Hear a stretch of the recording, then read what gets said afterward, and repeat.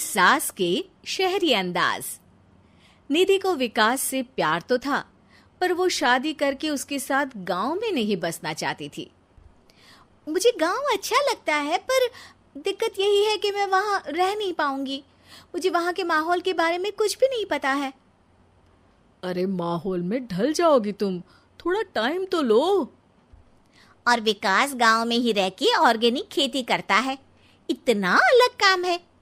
और यहाँ शहर में क्या है, कितना प्रदूषण और भीड़ है यहाँ। पर विकास यहाँ आके भी तो खेती कर सकते हैं ना। अरे शहर में एक प्लॉट लेने में जिंदगी भर की कमाई चली जाती है, खेत कैसे लोगे? सोच ले निधि, विकास गांव का है, वहीं उसका काम भी है। तेरे पास कोई नौकरी भी नहीं है, ना ही तुझे कभी काम करना था। उफ़ो, मुझे कुछ समझ में नहीं आ रहा, मुझे अकेला छोड़ दो। उसी दिन निधि विकास से मिलती है। यार, मेरे सारे दोस्त यही हैं। अरे दोस्त तो गांव में भी बन सकते हैं ना निधि। गांव के लोगों से कैसे दोस्ती कर पाऊंगी? मैं भी तो गांव का हूँ, मुझसे प्यार हो सकता है तो वहां के लोगों से दोस्ती भी हो ही सकती है ना। अरे यार, कंफ्यूजन है बहुत। सोच लो निधि, शादी के मंडप पे छोड़ के मत जाना, वरना दोनों के परिवार की नाक कट जाएगी।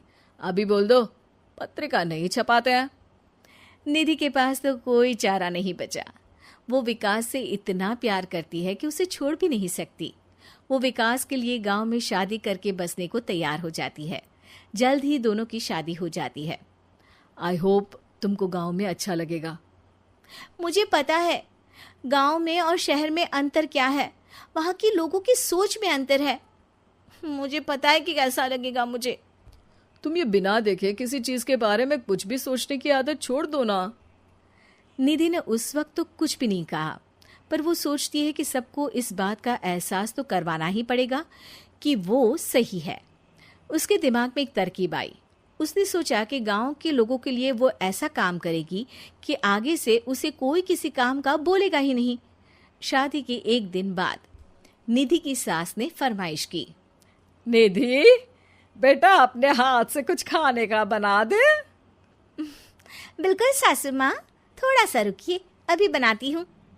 ये सही मौका था निधि के पास ये बताने का कि गांव के लोगों और उसके रहन सहन में कितना अंतर है। रोटी सब्जी दलिया भाजी खाने वालों के लिए पिज्जा बना देती हूँ, तब इनको समझ में आएगा।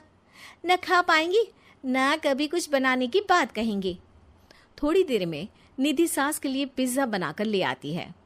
ये लीजिए माँ जी, आपके लिए मैंने ये बनाया है। इसे हम शहर में पिज्जा कहते हैं, है ना बेटा? है? आपको कैसे पता कि इसे पिज्जा कहते हैं? अरे पिज्जा को पिज्जा नहीं बोलेंगे तो क्या फ्रेंच फ्राइज कहेंगे?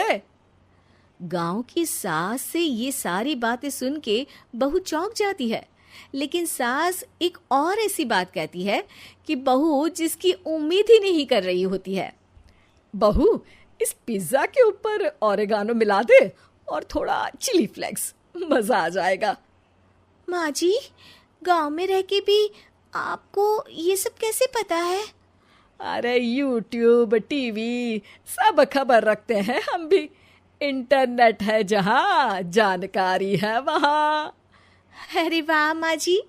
अरे अभी वहाँ मत बोल, अब जब मैं पिज्जा का फोटो लेके फेसबुक पर डालूंगी ना, तो वहाँ कमेंट में जाकर वहाँ बोलना, ठीक है? ठीक है माँ जी। अरे ठीक है माँ जी की जगह ओके मम्मी या ओके मम्मा बोल दिया करना। है? ठीक है, मतलब ओके मम्मा।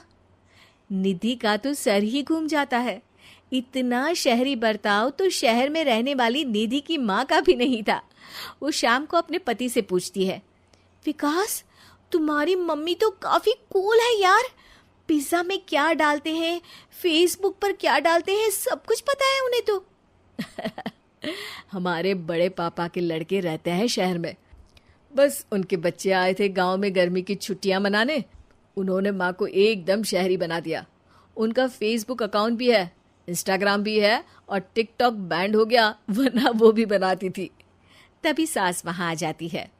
अरे निधि, मैं तुझे टैग नहीं कर पा रही हूँ, जरा मेरी फ्रेंड रिक्वेस्ट एक्सेप्ट तो कर दे। निधि की गांव को लेकर जो राय थी वो अपनी सासू माँ को देख के बिल्कुल बदल जाती है।